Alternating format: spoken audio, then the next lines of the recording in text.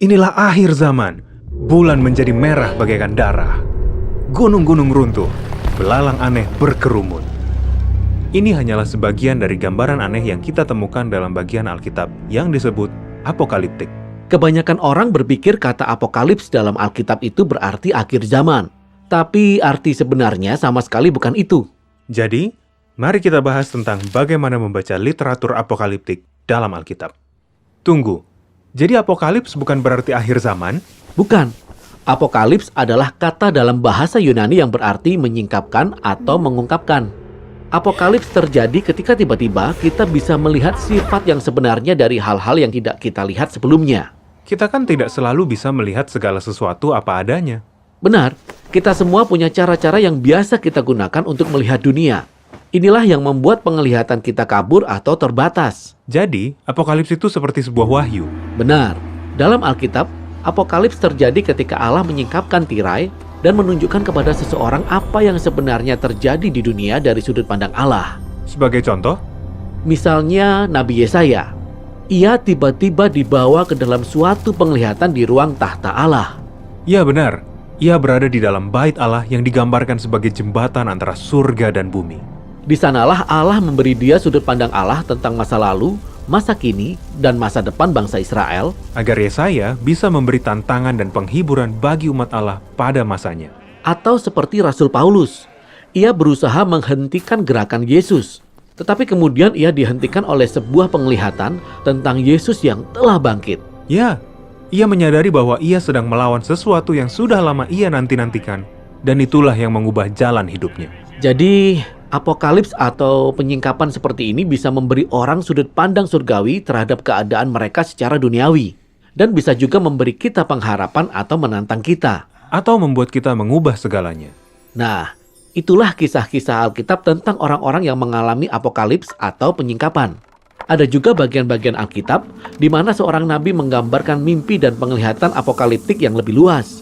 Kita menyebutnya sebagai literatur apokaliptik. Mimpi dan penglihatan ini sulit untuk dipahami, karena dipenuhi dengan gambaran yang aneh. Misalnya saja Daniel. Ia melihat binatang ganas muncul dari lautan yang gelap dan menginjak-injak orang di daratan. Dan kemudian, ada seorang tokoh yang disebut anak manusia. Ia ditinggikan untuk memerintah atas dunia. Apa yang sedang terjadi? Ya, literatur apokaliptik ditulis dengan gaya puitis, penuh dengan imajinasi dan pemakaian simbol. Bagaimana kita bisa tahu arti dari simbol-simbol ini? Pertama-tama, dengan mempelajari bagian-bagian lain dari Alkitab. Gambaran apokaliptik didasarkan pada pola susunan dalam Alkitab yang dimulai dari kitab Kejadian dan terus dikembangkan di sepanjang Alkitab. Seperti lautan yang bergelora di awal Alkitab, Allah menjinakkan lautan itu dan tidak melenyapkannya ketika ia menciptakan dunia. Sehingga lautan itu dapat menjadi gambaran akan bahaya, kematian, dan kekacauan di alam semesta. Dan daratan yang muncul dari laut menjadi tempat yang aman dan tertata di mana manusia dapat memerintah sebagai gambar Allah. Ya, di daratan juga ada binatang-binatang yang seharusnya dikuasai oleh manusia. Namun jika kita terus membaca, manusia akhirnya diperdaya oleh seekor binatang. Dan mulai bertingkah seperti binatang buas. Betul sekali.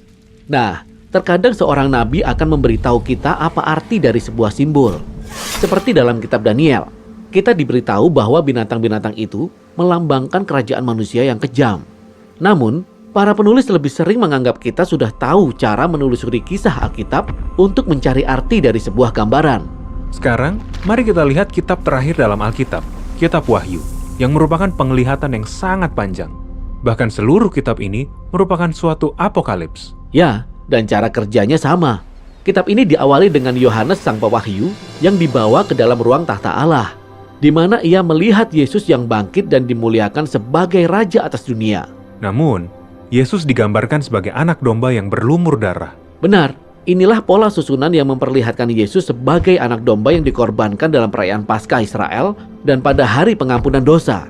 Ia memberikan nyawanya bagi dosa-dosa dunia. Kemudian Yohanes melihat naga yang paling mengerikan, yaitu kuasa roh yang memberi kekuatan pada kerajaan-kerajaan dunia yang kejam. Tetapi naga ini dihalau oleh Yesus, Raja sejati atas dunia. Ya, nah ini mengingatkan kita ketika kita membaca kitab Wahyu, kita akan tercengang melihat semua kehancuran dan kekerasan di alam semesta yang terjadi berulang-ulang kali. Ya, Dalam kitab Wahyu ada 3 siklus penghakiman Allah yang masing-masing terdiri dari 7 bagian. Inilah pola susunan yang menghubungkan kisah air bah, 10 tulah di Mesir, pembuangan ke Babel, dan masih banyak kisah lainnya.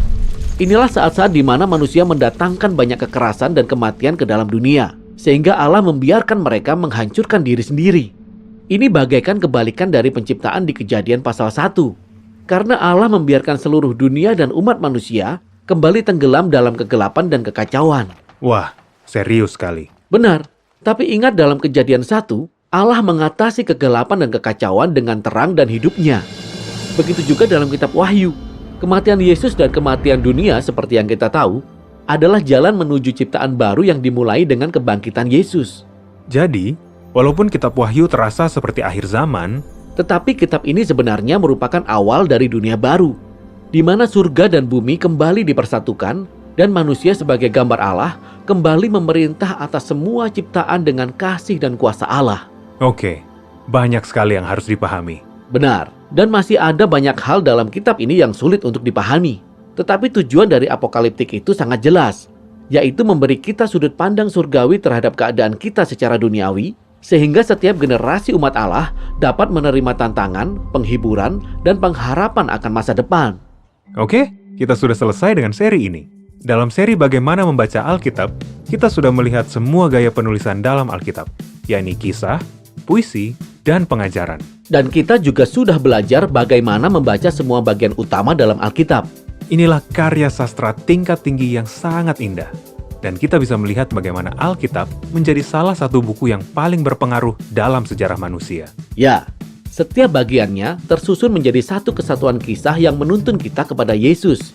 Dan Alkitab mengajak kita untuk membaca dan merenungkannya di sepanjang hidup kita. Ada sebuah dunia baru yang menunggu untuk kita temukan di dalam Alkitab.